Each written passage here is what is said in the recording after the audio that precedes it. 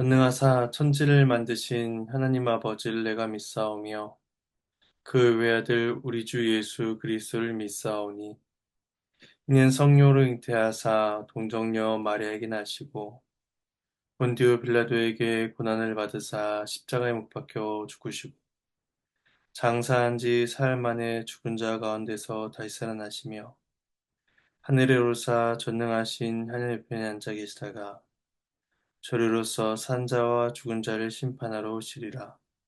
성령을 믿사오며 거룩한 공예와 성도가 서로 교통하는 것과 죄를 사해 주시는 것과 몸이 다시 사는 것과 영원히 사는 것을 믿사옵나이다. 아멘. 325장 찬송하시겠습니다.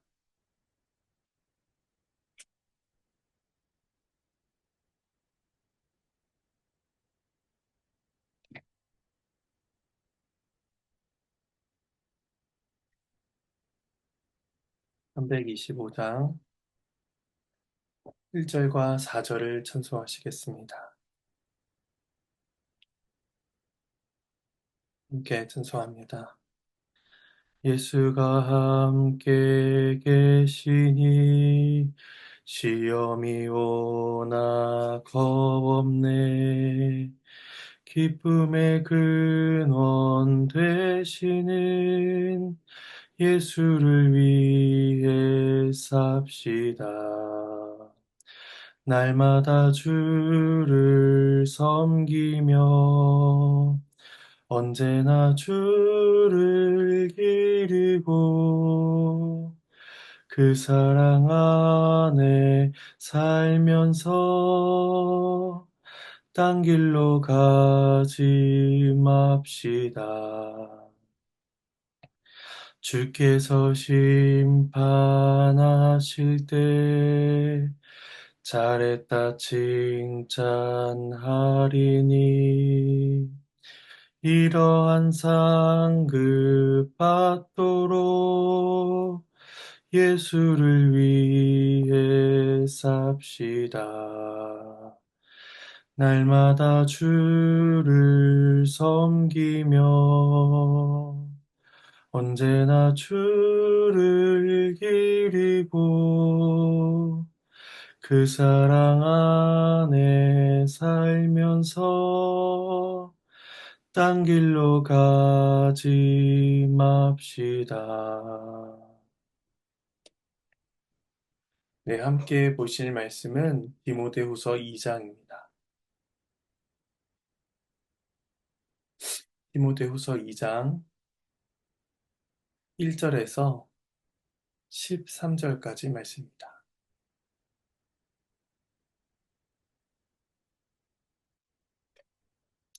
디모데후서 2장 1절에서 13절까지 말씀입니다. 함께 말씀을 나누겠습니다. 바울은 1장 말미에서 두 부류의 사람들을 언급합니다. 한 부류는 바울과 그가 전한 복음을 버린 사람들이고 또 한 부류는 바울을 격려하며 복음을 부끄러워하지 않은 사람들입니다. 참 복음은 모든 사람들에게 환영을 받지 못하며 또 그것을 전하는 사역자들은 이들은 바울과 같이 옥에 갇히는 경우뿐만 아니라 또한 그것을 복음을 악용하는 거짓 교사들도 일상 존재해왔다는 것을 우리는 바울 서신을 통해서 확인하게 됩니다. 바울은 이러한 사항들을 염두하며 이제 디모데가 맡겨진 일에 충성되어야 될 것을 가르치게 됩니다. 그래서 1절에서 7절은 그리스도의 좋은 일꾼이 되라는 명령이 주어지고 있습니다. 먼저 1, 2절 말씀을 봉독하도록 하겠습니다. 내 아들아, 그러므로 너는 그리스도 예수 안에 있는 은혜 가운데서 강하고 또 네가 많은 증인 앞에서 내게 들은 바를 충성된 사람들에게 부탁하라. 그들이 또 다른 사람들을 가르칠 수 있으리라. 여기서 디모데를 향해 복음 사역을 잘 계승할 것을 명하고 있습니다. 그 명령은 두 가지로 주어집니다. 첫 번째는 강하게 되라 하는 것입니다. 세상에서 복음을 전한 일꾼으로 또 성도로 살아가기 위해서는 강하고 담대해져야 합니다. 사람들이 뭐라고 하든 또 어떻게 우리를 대우하든 그런 것에 전혀 개의치 아니하고 굳건히 복음을 들고 복음 가운데 나아가는 자세가 필요한 것입니다. 이것은 단순히 인간적인 용기와 자신감을 가지라라는 명령이 아닙니다. 달팽이가 말처럼 빨리 달릴 수 없듯이 사람의 능력에는 한계가 있습니다. 그래서 바울은 디모데에게 스스로 강해질 것이 아니라 그리스도 예수 안에 있는 은혜 가운데서 강하여지라고 명하고 있는 것입니다.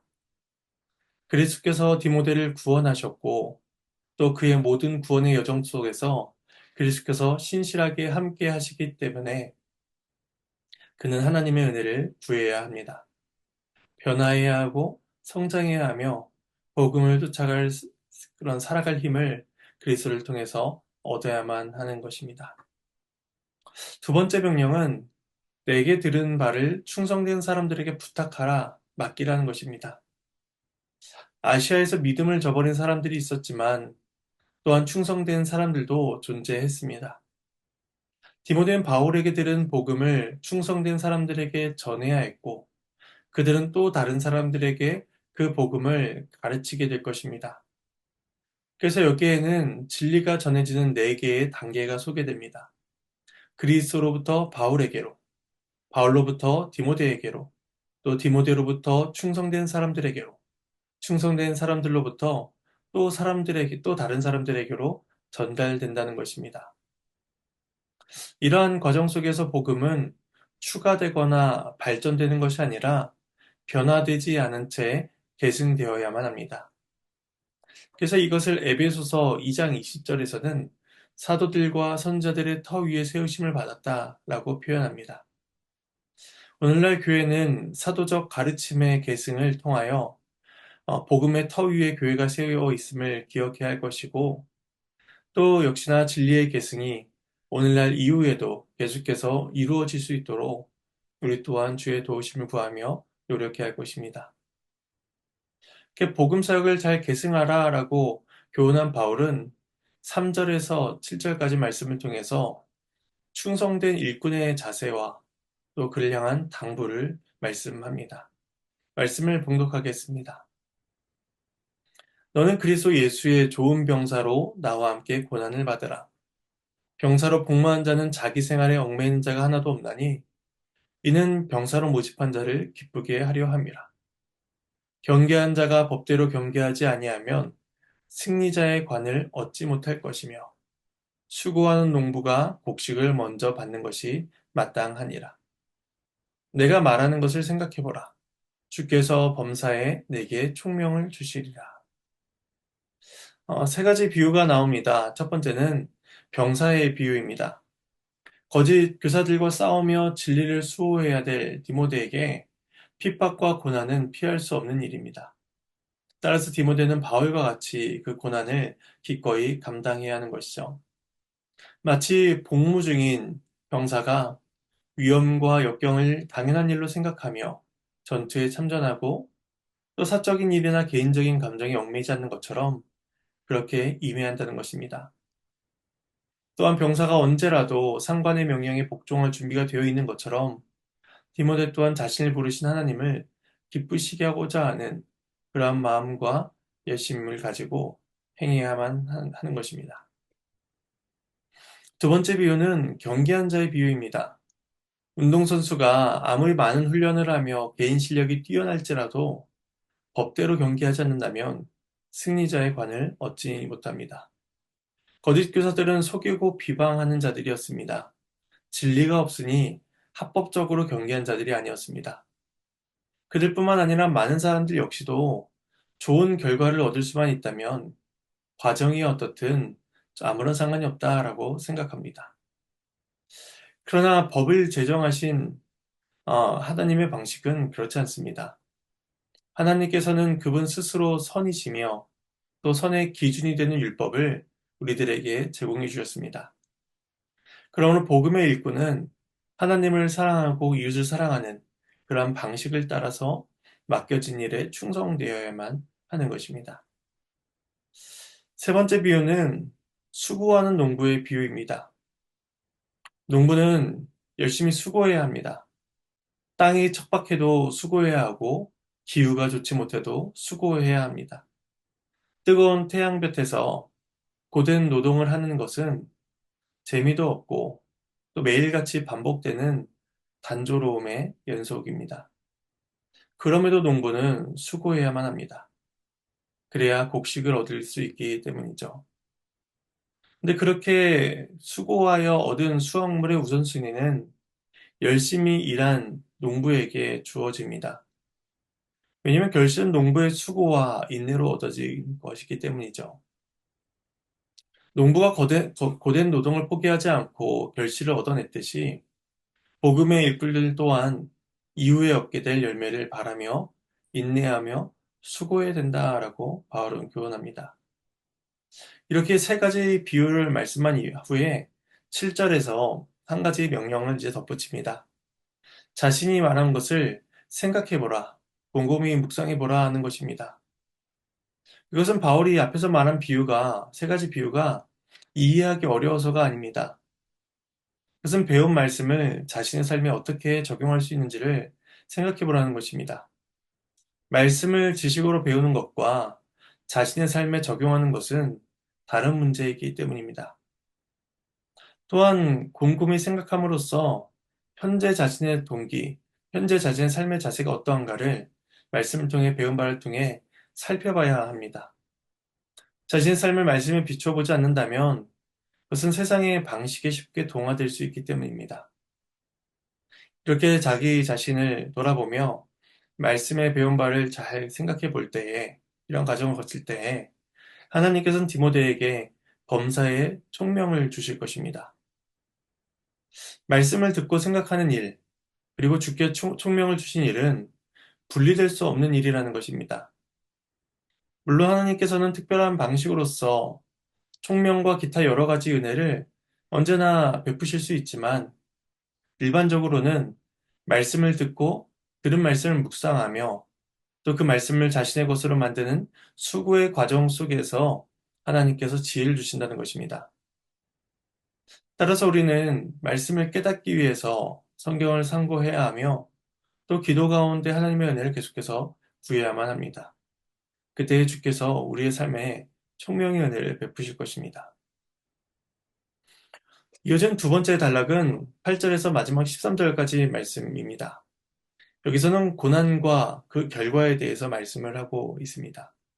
이 단락은 8절에서 그리스도에 대해서, 그리고 9절, 10절에서는 바울에 대해서, 11절에서 13절은 성도에 대해서 말씀하고 있음을 보게 됩니다. 먼저 8절 말씀을 봉독하겠습니다.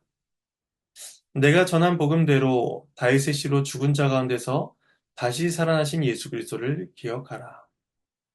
바울은 예수 그리스도를 기억하라 하고 명합니다. 그렇다면 어떤 그리스도를 기억해야 되는가?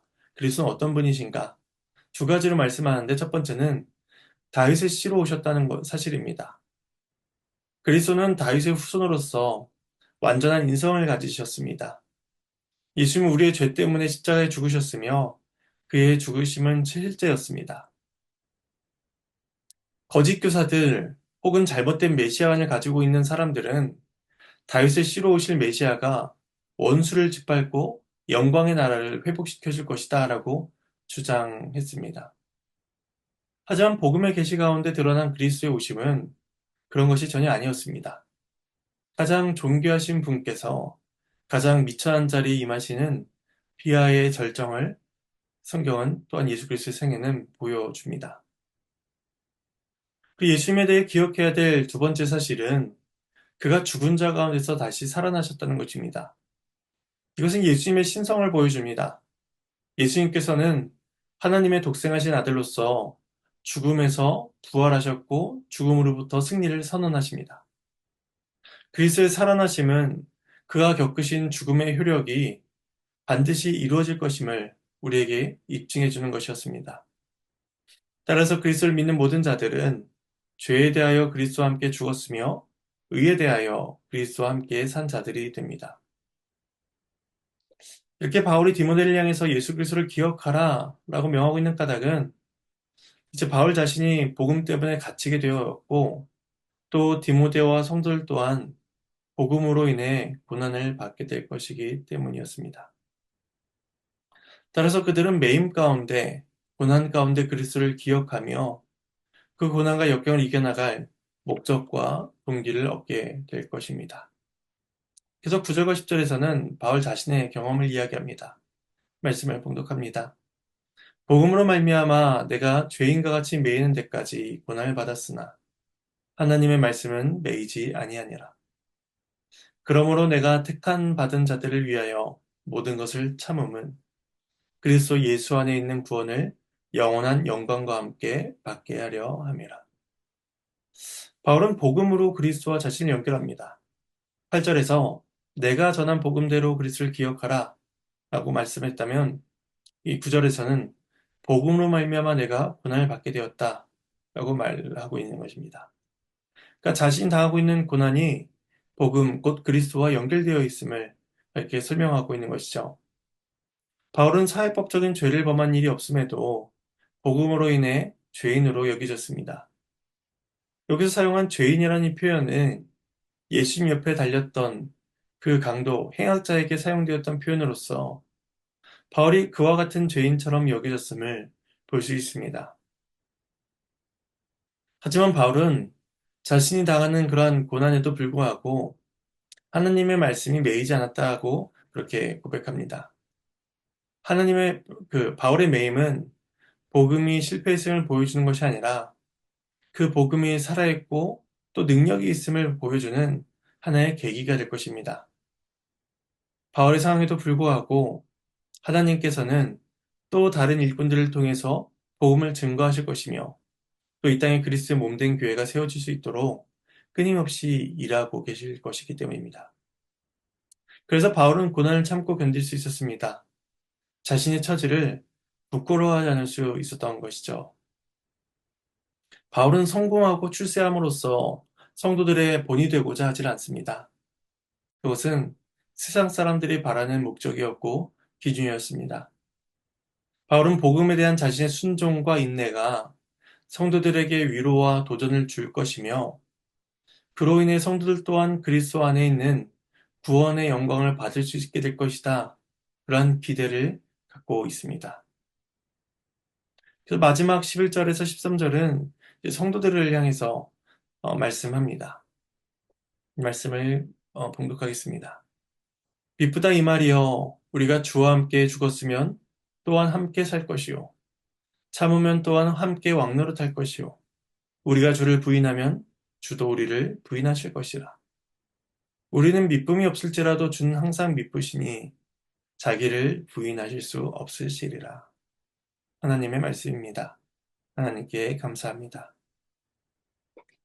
그리스도에 대해 또 바울 자신에 대해 말씀한 바울은 이제 디모데와 성도들을 향해서 권면합니다. 우리가 그리스도의 고난에 참여하면 그의 영광에도 참여하게 된다는 것입니다. 현재의 고난이 끝이 아닙니다. 하나님께는 장차 이발 하나님 나라에서 우리가 그리스도와 함께 영광을 누리게 하실 것입니다. 그러나 만일 우리가 주님을 부인한다면 주께서도 우리를 부인하실 것입니다. 이것은 예수님께서도 말씀하신 바입니다. 마태복음 10장 32절, 33절에 이렇게 말씀하셨습니다. 누구든지 사람 앞에서 나를 시인하면 나도 하늘에 계신 내 아버지 앞에서 그를 시인할 것이요. 누구든지 사람 앞에서 나를 부인하면 나도 하늘에 계신 내 아버지 앞에서 그를 부인하리라.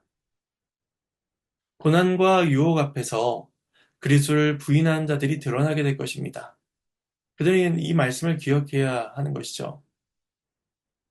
우리는 미쁘지 못하지만 하나님은 항상 미쁘십니다. 이 마지막에서 하나님은 미쁘시다, 여기에서 신실하시다라는 사실은 우리가 신실하지 못하지만 그럼에도 선을 베푸신다라는 것이 아닙니다. 여기서는 하나님은 약속에도 신실하시고 경고에도 신실하시다라는 사실을 가르치고 있습니다. 따라서 주를 부인하는 자들이 있다면 주께서도 역시 그들을 부인하실 것이다. 이것을 말씀하고 있는 것이죠. 주님은 신실하시기 때문에 자신을 부인하실 수가 없습니다. 그러므로 성도는 구원의 복음을 기억하며 병사와 같이 또 운동선수와 농부와 같이 고난을 견디며 수고하며 말씀의 교훈을 쫓아 살아가야만 하는 것입니다. 하나님께서는 우리 모든 성도들에게 이 은혜를 베푸실 것입니다. 그리고 그리스도 안에 있는 자들이 주님을 부인하지 않도록 그들과 함께 계시며 그들 삶 가운데 주를 향한 그러한 고백과 소망과 살아갈 힘을 날마다 더하실 것입니다. 그러므로 우리는 예수 안에 있는 은혜 가운데 날마다 강해져야만 할 것입니다. 또한 우리에게 주어진 말씀의 교훈을 생각하며 주께서 주신 지혜를 구하고 총명을 구해야만 하는 것입니다. 그리고 그리스도 예수를 날마다 기억하며 주께서 걸어가신 길을, 또한 사도가 걸어간 길을, 또 디모데와 이전의 모든 성도들이 걸어간 길을 우리 또한 걸어가야만 하는 것입니다. 이러한 성도의 걸음이, 복된 걸음이 우리 삶 가운데 항상 있기를 소망합니다. 제가 잠시 기도하고 마치도록 하겠습니다. 하나님의 은혜를 오늘도 구하며 살아가기를 소망합니다. 복음을 따르며 믿고 살아가는 인생 속에는 언제나 고난과 역경이 있음을 또한 말씀을 통해 다시금 생각하게 됩니다.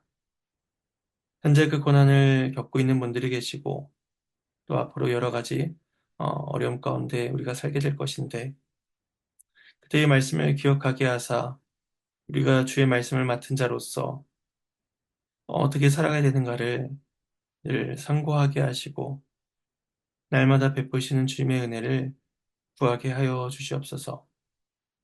우리에게 힘을 주시고 지혜를 주시고 또 살아갈 그런 말씀의 은혜를 날마다 베풀어 주시옵소서. 감사를 드리옵고 이 모든 말씀 예수님의 이름으로 기도합니다. 주님께서 가르쳐 주신 기도로 마치겠습니다. 하늘에 계신 우리 아버지여 이름이 거룩히 여김을 받으시오며 나라가 임하시오며 뜻이 하늘에서 이루어진 것 같이 땅에서도 이루어지리이다. 오늘 우리에게 일용할 양식을 주시옵고 우리가 우리에게 죄 지은 자를 사하여 준 것 같이 우리의 죄를 사하여 주시옵고 우리를 시험에 들게 하지 마시옵고 다만 악에서 구하시옵소서. 나라와 권세와 영광이 아버지께 영원히 있사옵나이다. 아멘.